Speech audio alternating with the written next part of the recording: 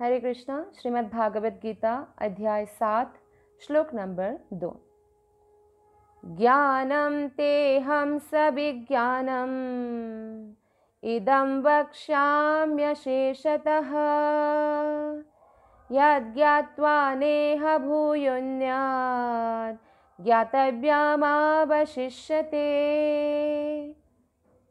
ज्ञानं तेहं सविज्ञानम् इदं वक्ष्याम्यशेषतः यद्ज्ञात्वा नेह भूयोऽन्यात् ज्ञातव्यमावशिष्यते। अनुवाद और तात्पर्य श्रील प्रभुपाद के द्वारा। श्रील प्रभुपाद की जय। अनुवाद। अब मैं तुमसे पूर्ण रूप से व्यवहारिक तथा दिव्य ज्ञान कहूँगा।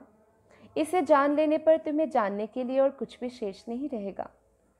तो हम देखते हैं जब 6 अध्याय में, 6ठे अध्याय में भगवान श्री कृष्ण ध्यान योग के बारे में बोल रहे थे, तो अर्जुन बोलते हैं, हे कृष्णा, ये इम्प्रैक्टिकल है मेरे लिए और असहनीय है।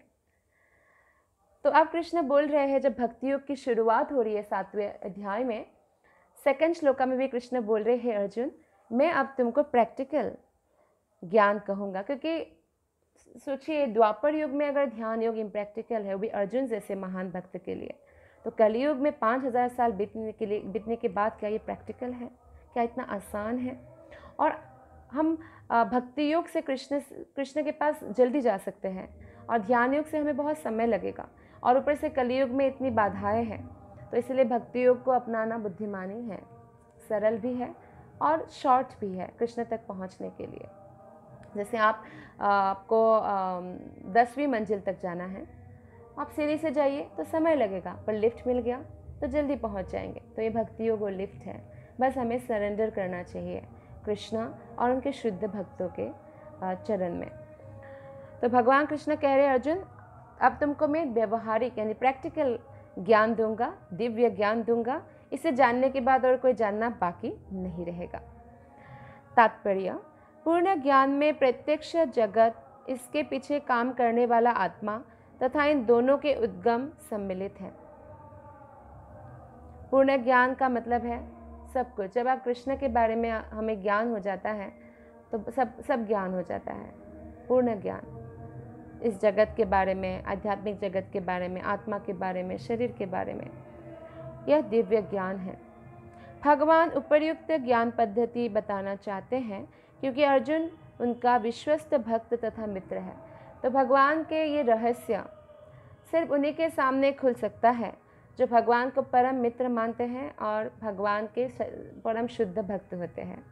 इसीलिए हम भक्ति में जितना आगे बढ़ते हैं और जितनी बार भागवत गीता पढ़ते हैं, उतनी बार हमें नया रियलाइजेशन होता है, नई नई अनुभूति होती है, बातें नई लगती है कि बहुत सारी नई बातें हैं। जैसे एक मटेरियल कोई नॉवेल आप पढ़ते हैं तो बार बार पढ़ने से फिर बोरियत आ जाती है, लेकिन भागवत गीता, भागवतम बार बार पढ़ने से और भी नई बातें हमें सीखने को मिलता है, क्योंकि रहस्य धीरे धीरे उद्घाटन होता है जैसे जैसे हम पवित्र बनते हैं।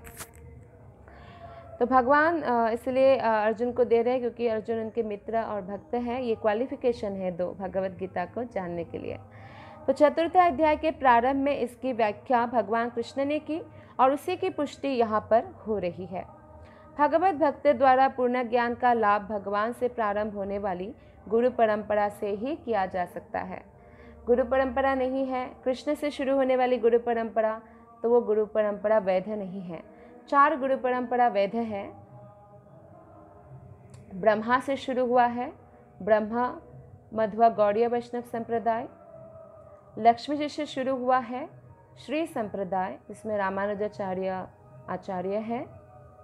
भगवान शिव से शुरू हुआ वैष्णव संप्रदाय है रुद्र संप्रदाय, जिसमें विष्णु स्वामी आचार्य है। और कुमार संप्रदाय, 4 कुमार, जो ब्रह्मा के 4 कुमार हैं, उनसे शुरू हुआ संप्रदाय है, जिसमें निम्बाक आचार्य जो है वो आचार्य है, और ब्रह्मा मध्वा गौड़ीय संप्रदाय में मध्वाचार्य है। तो ये 4 संप्रदाय के अलावा बाहर जो भी है तो वो संप्रदाय विहीन है, और संप्रदाय, इन 4 संप्रदाय से बाहर सुनने से हमें पूर्ण ज्ञान प्राप्त नहीं हो सकता है। तो अतः मनुष्य को इतना बुद्धिमान तो होना ही चाहिए कि वो समस्त ज्ञान के उद्गम को जान सके जो समस्त कारणों का कारण है और जो समस्त योगों में ध्यान का एकमात्र लक्ष्य है। तो हमें इतना बुद्धिमान होना चाहिए एटलीस्ट कि हम बुद्धि का उपयोग करके प्रामाणिक संप्रदाय से, प्रामाणिक व्यक्ति से भगवत गीता का श्रवण करें, और इस तरह से श्रवण करने पर हम इस ज्ञान को हृदयंगम कर सकते हैं और समस्त कारणों का कारण भगवान श्री कृष्ण के बारे में जान सकते हैं। जब समस्त कारणों के कारण का पता चल जाता है तो सभी ज्ञेय वस्तुएं ज्ञात हो जाती है और कुछ भी अज्ञेय नहीं रह जाता। वेदों में मुंडक उपनिषद 1.3 का कहना है, कस्मिन् भगवो विज्ञाते सर्वमिदं विज्ञातम भवति। तो इसलिए हमें कृष्ण का शरण ग्रहण करना है। कृष्ण को जानने से हम सब कुछ जान सकते हैं। कृष्ण से जब प्रेम हो जाता है तो और किसी को भी कोई शत्रु नहीं मानता है, और ना ही किसी वस्तु से वो घृणा करते हैं, वो सभी से प्रेम करते हैं। धन्यवाद। हरे कृष्ण।